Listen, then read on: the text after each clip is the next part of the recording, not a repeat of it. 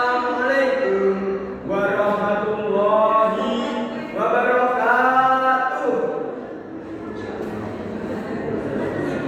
Alhamdulillah, syukurillah, sholatan wassalam ala rasulillah, amma ba'd. Yang terhormat para alim ulama, asatidz dan tokoh masyarakat yang saya hormati, segenap dewan juri, serta teman-teman semua yang berbahagia. Perkenalkan, saya Naufal dari TPI Anur Tambak-Rawacetu, izin menceritakan sebuah kisah yang sangat seru. Teman-teman semua pasti tidak asing lagi kan dengan lagu yang tadi saya nyanyikan. Lagu tersebut diciptakan oleh seorang tokoh, seorang ulama dan wali yang sangat terkenal. Ada yang tahu dari siapa? Beliau adalah Sunan Kalijogo, salah satu dari 9 wali atau yang kita kenal sebagai Wali Songo. Beliau menggunakan pendekatan budaya yang humanis dan moderat dalam metode dakwah. Lagu seperti yang Gilir dan Gundul Pacul digunakan oleh Kanjeng Sunan Kalijogo ini untuk mensiarkan agama Islam di tanah Jawa. Sunan Kalijogo ini juga memiliki nama asli, yakni Raden Mas Sakti, putra dari seorang adipati Tuban yang bernama Tumenggung Wilatita. Beliau lahir sekitar tahun 1450 Masehi. Alkisah bersaudara yang berpanjangan di masa Kerajaan Majapahit menyisakan penderitaan bagi seluruh rakyatnya. Penyakit dan kelaparan terjadi di mana-mana.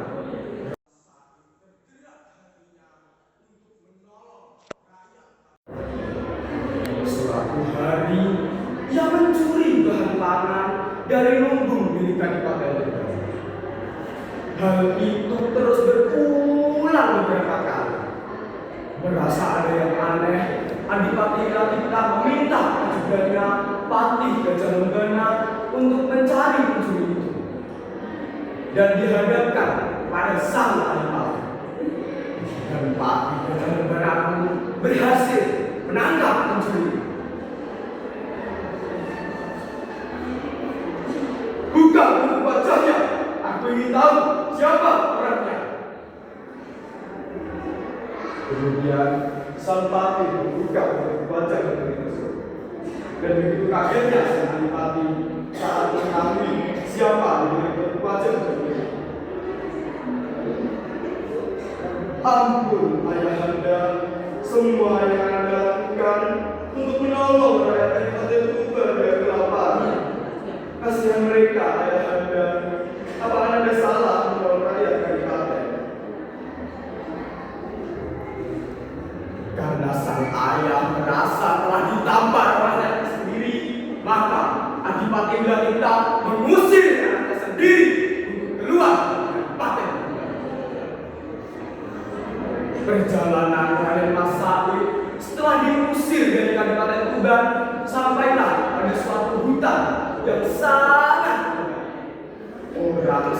sekitar menyebutnya hutan naga uang. Di sini ia merampas semua pajak dan upeti yang dikirim untuk kerajaan Majapahit. Ia pun mendapat sebutan beragam Lokajaya. Suatu hari melintas orang tua di hutan belakang. Lokajaya mengejar orang tua itu karena tertarik pada ikan. Dengan napas terengah-engah, ia berhasil mengejar orang tua itu. Berhenti tak tua.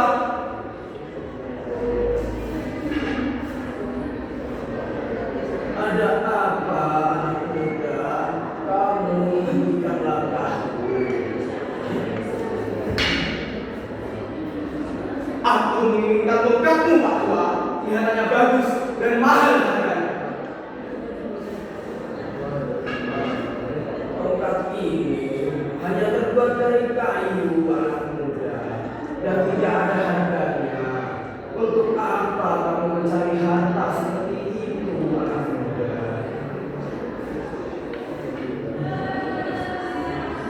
Akan dibagikan kepada rakyat yang membutuhkan.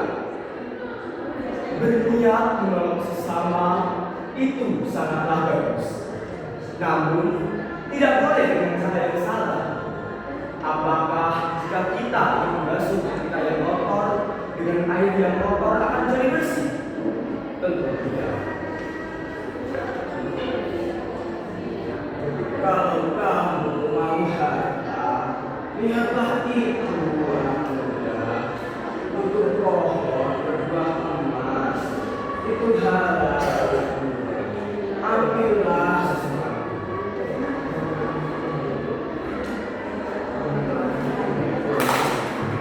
Lokajaya kaget menghampiri pohon itu.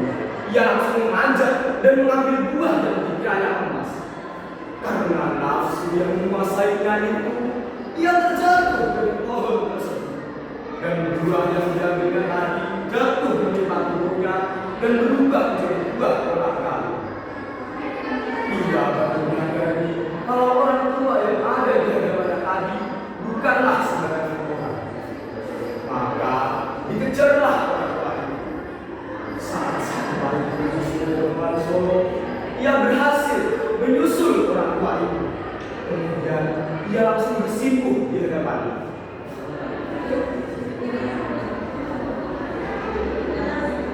Izinkan aku tahu siapa kau, orang tua. Orang-orang menyebut Sunan Bonang.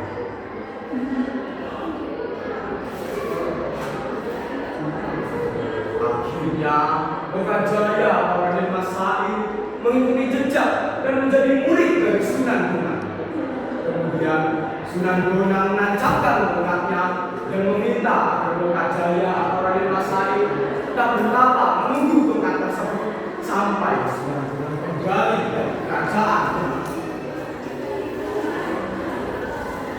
Bertahun-tahun Lokajaya atau Raden Mas Said tetap bertapa menunggu tongkat tersebut. Dan pada akhirnya ketika Sunan Bonang kembali, ia melihat tubuh Lokajaya yang penuh dengan semangat. Sunan Bonang membersihkan tubuh Lokajaya. Sunan Bonang tahu kalau Lokajaya telah mendapat makrifat dari Allah Subhanahu wa Ta'ala. Kemudian Raden Mas Said dibangunkan dengan suara azan dan iqamah di telinga.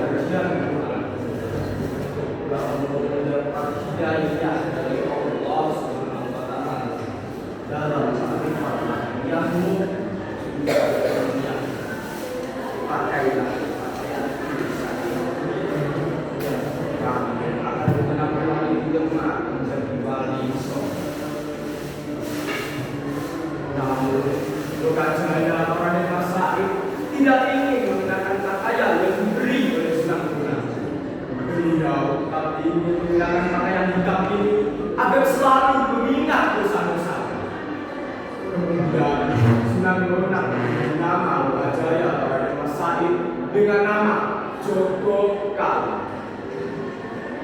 Namun suatu saat nanti orang-orang menyebutnya dengan Sunan Kalijogo. Karena itulah ia dikenal sebagai maling curi yang mencuri dari sebuah kadipaten untuk menolong rakyat miskin sebelum bertaubat di bawah bimbingan Sunan Bonang. Ia menggunakan gamelan, wayang, dan tembang seperti ini untuk berdakwah. Pelajaran yang dapat kita ambil dari kisah Kanjeng Sunan Kalijogo ini adalah apa yang kita ucapkan sebaiknya itu yang kita jalankan, sehingga kita akan percaya oleh sesama. Dan jika kita ingin menolong sesama, haruslah dengan cara yang benar. Sekian cerita dari saya, semoga bermanfaat bagi kita semua. Ketupat dibukul santan, menawi letak, telur nyuwun tangan. Wassalam.